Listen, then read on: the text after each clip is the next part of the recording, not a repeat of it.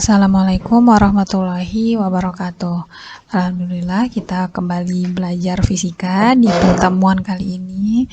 Allah beri kita kesehatan dan kesempatan untuk melanjutkan kembali materi fisika di kelas 11. Nah, pada pertemuan kali ini kita akan masuk ke bab yang baru dengan judul gelombang mekanik. Nah, jadi ini sudah Ustazah siapkan modulnya. Jadi pada bab gelombang mekanik ini materinya tidak terlalu banyak dan tidak terlalu ribet juga. Jadi ini pelajaran mengenai gelombang yang mana di SMP sebelumnya udah pernah juga kan belajar mengenai getaran dan gelombang. Nah, pada bab ini kita akan kembali belajar tentang itu juga. Cuman ada peningkatan soal aja untuk latihan-latihannya. Oke, siap ya? Kita akan mulai belajar mengenai gelombang mekanik. Nah, terlebih dahulu kita ketahui apa itu arti getaran. Karena kan selama ini waktu di SMP, biasanya kalau belajar mengenai gelombang, sebelumnya pasti didahului dengan adanya getaran kan, makanya judulnya getaran dan gelombang. Oke, sebelum kita masuk ke gelombang mekanik, kita ketahui dulu, kita ingat kembali apa itu getaran. Getaran adalah gerakan bolak-balik suatu benda terhadap titik keseimbangannya. Nah, getaran yang merambat ini disebut dengan gelombang. Nah, ini adalah arti gelombang secara umum ya. Getaran yang merambat dinamakan gelombang. Nah, ketika gelombang itu merambat, dia membawa energi. Nah, jadi setiap gelombang dia membawa energi. Nah, karena sekarang kita bahas mengenai gelombang mekanik, kita ketahui jenis-jenis dari gelombang mekanik itu ya. Berdasarkan arah getar dan arah rambatnya, gelombang dibedakan atas dua. Yang pertama, ingat ini kan gelombang transversal. Terus temannya berarti satu lagi gelombang longitudinal. Nah, kalau gelombang transversal, gelombang yang arahnya tegak lurus terhadap arah rambatnya. Sementara kalau gelombang longitudinal, arah rambat dan arah getarnya itu sejajar. Nah, itu dia bedanya ya, arah getar sama arah rambatnya tegak lurus kalau si transversal, kalau si longitudinal sejajar. Nah, di sini ada gelombang transversal yang saya tampilkan gambarnya. Nih, ini dia contohnya bisa ditemukan pada gelombang air dan gelombang pada tali. Nah, satu gelombang atau itu dinamakan dengan lambda. Jadi lambda itu menyatakan satu gelombang yang menyatakan jarak dari mana ke mana. Coba kita identifikasi dulu. Perhatikan gambarnya ini ya. Yang dinamakan dengan satu gelombang adalah dari A ke E. Ini dia, A, perhatikan A sampai E. Ya, ikuti garisnya ya, itu dia satu gelombang. Selain itu juga ada E ke I. Ini dia, E ke I. Dan juga B ke F. Lihat, berarti dari puncak ke puncak. Ya kan? Terus, mana lagi? D ke H. Mana D? Ini dia, D ke H. Dasar ke dasar. Bisa juga dari C ke G. Nah, C ke G. Gimana? Sudah paham cara membaca gambar gelombang ini? Nah, jadi ini dipahamkan betul ya yang mana satu gelombang itu. Nanti bisa disesuaikan juga, ada 2 gelombang, 3 gelombang, 1,5 gelombang, 1/4. Kayak gitu ya, berarti ini adalah keterangan untuk satu gelombang. Bisa dipahami? Kemudian titik B dan F, perhatikan titik B dan F nih.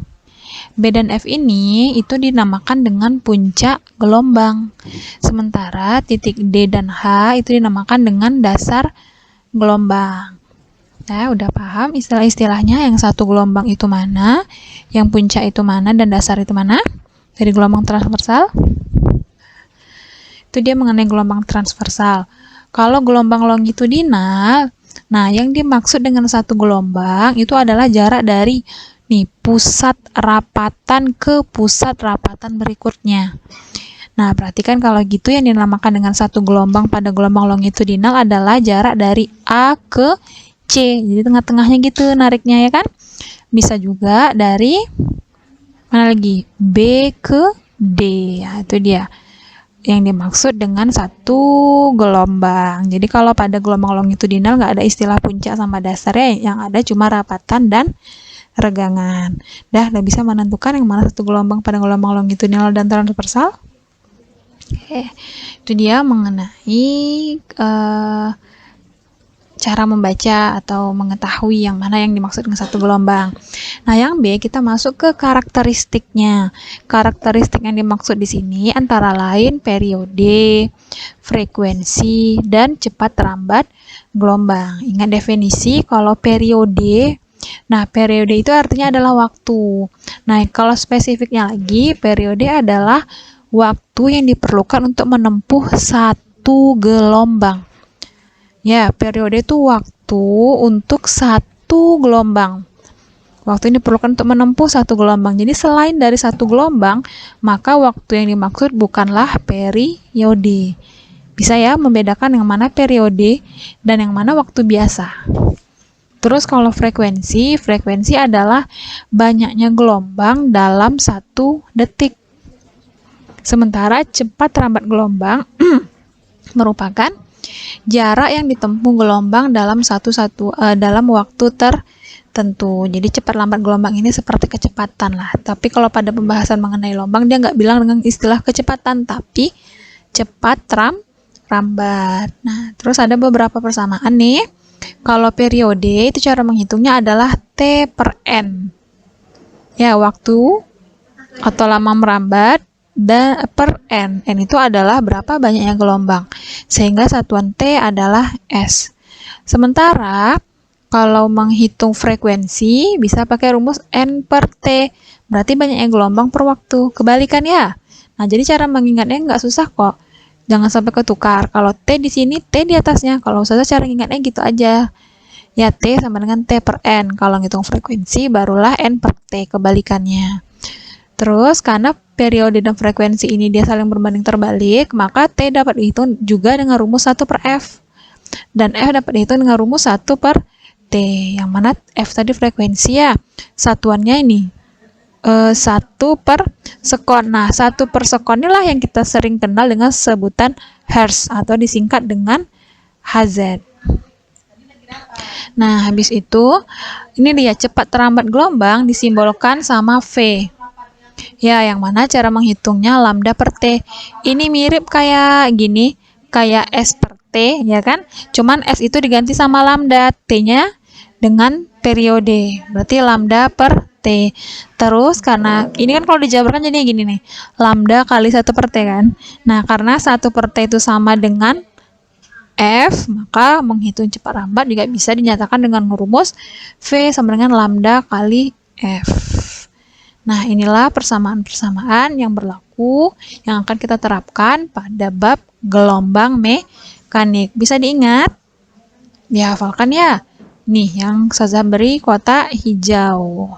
Oke, nah itu aja materi kita, nggak panjang kan, dan nantinya akan Ustazah sambung dengan pembahasan contoh soal. Ada 4 contoh soal, 5 yang akan kita bahas pada video berikutnya. Oke, disimak ya video Ustazah sampai selesai, dipahami bagaimana cara menyelesaikannya. Oke, kita sambung ke video berikutnya. Gelombang air laut mendekati mercusuar dengan cepat lambat 7 meter per sekon. Berarti 7 meter per sekon ini adalah V. Jarak antara dua dasar gelombang yang berdekatan 5 meter. Tentukanlah frekuensi dan periodenya. Berarti kita harus menggambarkan dulu ya, yang mana sih dua dasar gelombang yang 5 meter itu. Oke, kita gambarkan dulu ya. Jadi kalau ada yang kayak gitu-gitu, gambarin dulu dia. Ini kan kita gambarin gelombangnya. Jadi kalau ada kayak gitu tuh yang dimaksudnya adalah gelombang transversal ya. Ini dia ada kita gambarin. Habis itu dibilang soal tadi jarak antara dua dasar yang berdekatan. Maka kita udah tahu tadi dasar tuh yang ini. Yang berdekatan berarti yang setelah dia, berarti yang ini. Nah, inilah dari sini ke sini tuh itu yang 5 meter gitu kan. Nah, sekarang kita tuh harus baca ini berapa gelombang. Berapa gelombang kah? Coba. Nah, ini kan sama artinya seperti dari dasar ke dasar kan? Berarti ini sama dengan 1 gelombang. Ya kan? Berarti 5 yang dimaksud di sini adalah lambda. Nah, Anda paham cara membacanya? Atau ini kan bisa kayak gini lah ya, ini kan dari sini ke sini 1, ini ke sini setengah, berarti kalau separuhnya seperempat kan. Ini dari sini sampai sini 1, 2, 3, 4 kalinya seperempat kan, itu sama artinya dengan 1. Yang ditanya, tentukanlah frekuensi dan periode. Mari kita jawab. Kan datanya kan V sama lambda, berarti kalau kita pakai rumus V sama dengan lambda kali F, kayak gini ya. V nya 7, ini persatuannya udah sama-sama meter kan, aman lah. 5 kali F, maka F sama dengan 7/5 Hz, ya kan. Terus kalau untuk frekuensi, ya udah kan F nya udah ada 1/F, maka 1/7/5 gini kan, maka T sama dengan 5/7 sekon.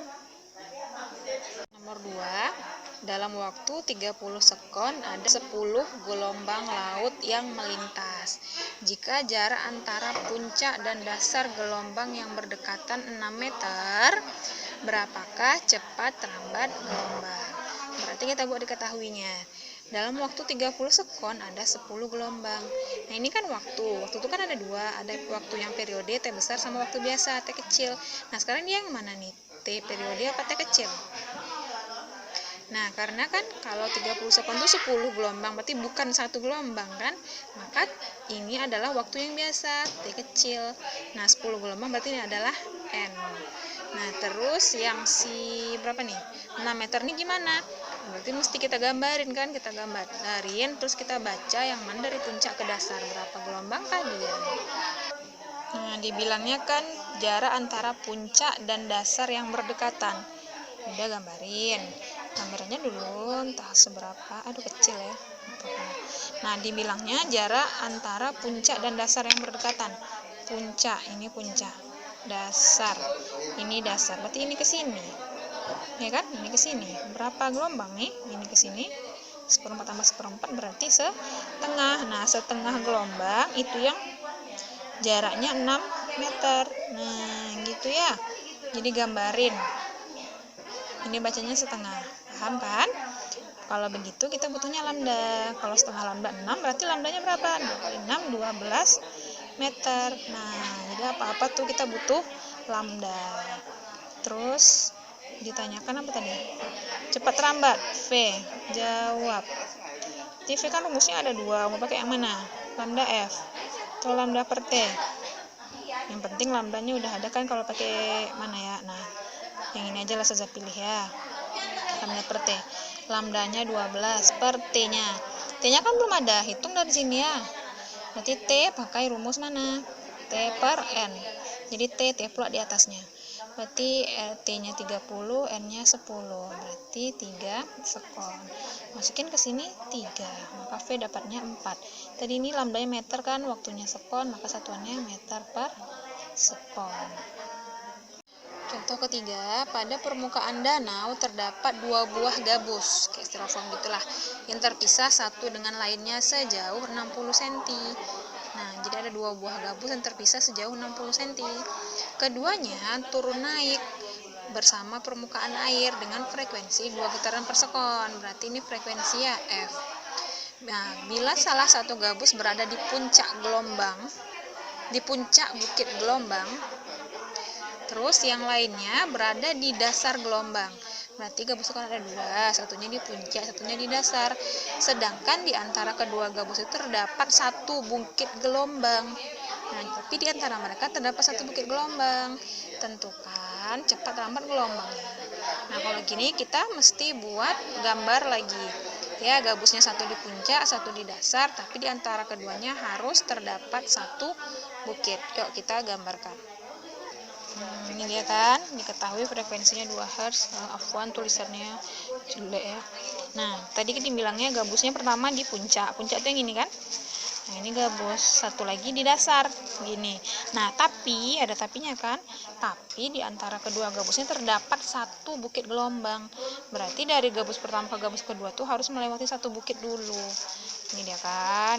Ini lembah nih kan. Nah, ini dia bukit. Nah, terus dia berada di dasar.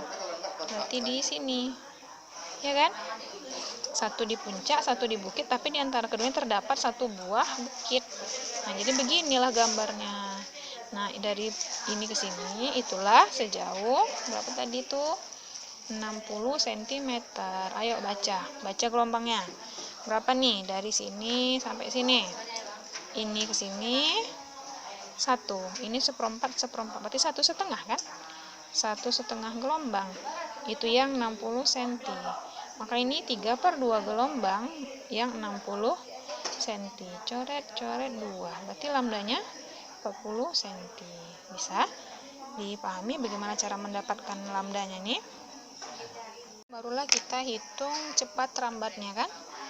V. Mana sini ya? V sama dengan, karena diketahui F, maka pakai lambda kali F aja. Lambdanya berapa? 40 cm kan? Frekuensinya 2. Maka 80 tadi cm kan? Per sekon. Atau berubah ke meter boleh, cm ke meter 2 ya. Berarti 0,8 meter per sekon. Bisa dipahami? Lagi nomor 27. Jika waktu yang dibutuhkan untuk menempuh jarak dari A ke B 12 sekon, maka cepat rambat gelombangnya adalah Oke. Kita identifikasi apa yang diketahui. Ini 3 meter kan? Berarti ini berapa gelombang 3 meter nih terlibat? Ini gini adalah setengah, ya kan?